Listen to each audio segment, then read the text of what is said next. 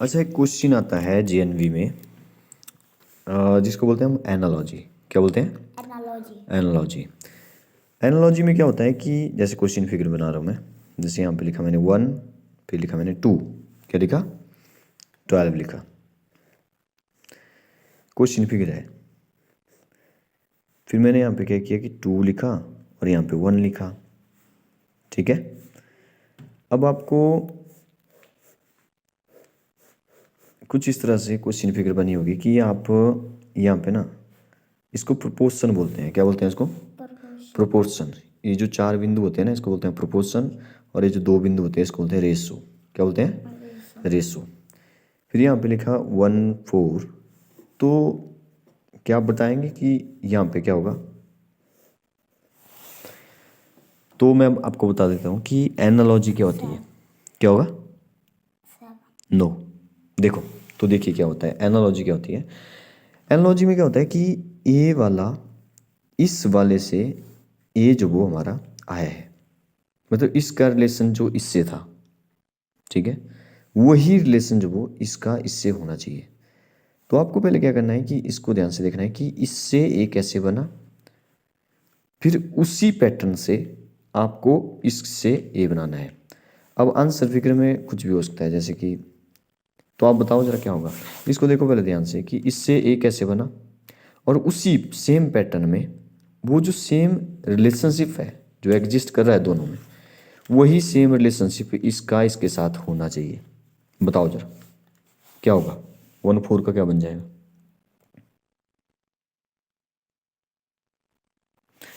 फिर से समझिए जरा। 1:2 का 2:1 बना है ना, तो 1:4 का क्या बनेगा?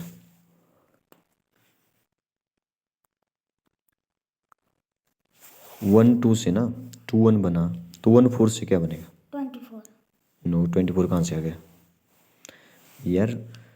1:2 का ना 2:1 बना, क्या हो गया है? एक्सचेंज हो गया ना, 1 टेंस प्लेस, तो 41। यस 41 बन जाएगा। क्लियर हुआ? इसको बोलते हैं हम एनालॉजी। क्या बोलते हैं इसको? एनालॉजी।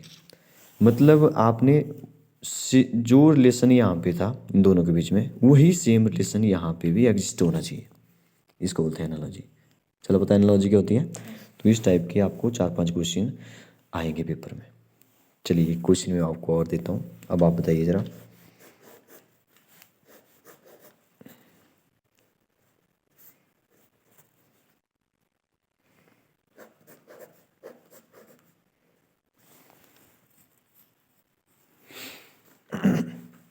जैसे कि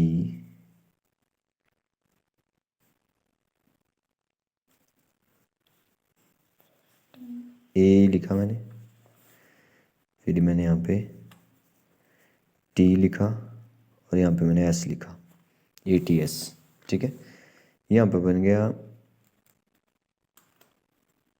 ऐसे बन गया, और ये वैसे रहा, ऐसे। क्या आप बता सकते हैं कि जो रिलेशन यहाँ पे इसके साथ है, वही सेम रिलेशन यहाँ पे इसके साथ होना चाहिए। तो आंसर फिगर आप बनाएंगे? बनाओ जरा।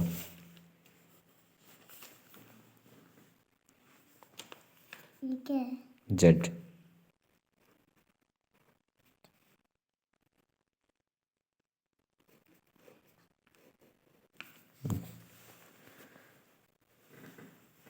गलत। देखिए इसको पहले समझिए ज़रा। जैसे ATS है ना, तो ATS की मिरर इमेज है यहाँ पे, मिरर इमेज है ना, ये वर्टिकल जो मिरर होता है उसकी मिरर इमेज है ये वाली, क्योंकि S जो वो जो लास्ट था वो पहले आ गया, S ऐसे दिखेगा। T में वर्टिकल लाइन ऑफ सिमेट्री है, इसलिए T वैसे का वैसे दिखेगा, और A में भी वर्टिकल लाइन ऑफ सिमेट्री होती है, तो A भी वैसे दिखेगा, लेकिन अपनी लेफ़्ट टू राइट चले जाएंगे, है ना। तो वैसे यहाँ पे तो Z जो वो पहले था यहाँ पे, तो A जो वो लास्ट में आ जाएगा। A आपने ठीक किया, लेकिन A भी थोड़ा चेंज हो जाएगा। A लाइन ऐसे थी ना, A लाइन ऐसे हो जाएगी, A बना हमारा Z, ठीक है, Z। और X बीच में है, X बीच में ही रहेगा। X में लाइन ऑफ सिमेट्री है ना, तो ये चेंज नहीं होगा। ये मिरर इमेज है एक्चुअली।